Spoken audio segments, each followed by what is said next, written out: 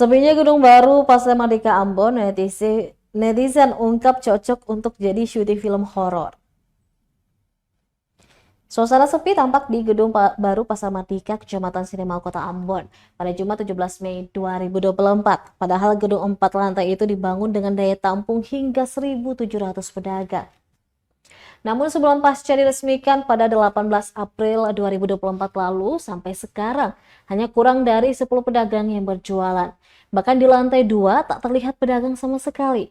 Saking sepinya suasana tersebut, dalam kolom komentar live Facebook tribunambon.com, salah seorang netizen dengan nama akun Atar Aisyah menyebut gedung Pasar Merdeka cocok untuk syuting film bergenre horor. Sedangkan pemilik akun Facebook Heru khawatir jika lama-kelamaan pasar tidak ditempati maka akan terbengkalai. Dirinya pun curiga masalah dalam pembagian lokasi lapak pedagang.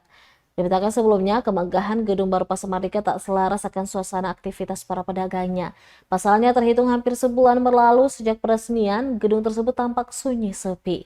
Padahal gedung tersebut dibangun dengan menggelontorkan anggaran Kementerian PUPR hingga ratusan miliar rupiah.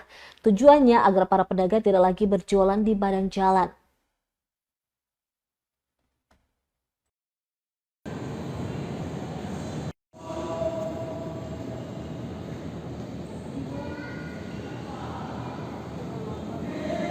Download Tribun X sekarang, menghadirkan lokal menjadi Indonesia.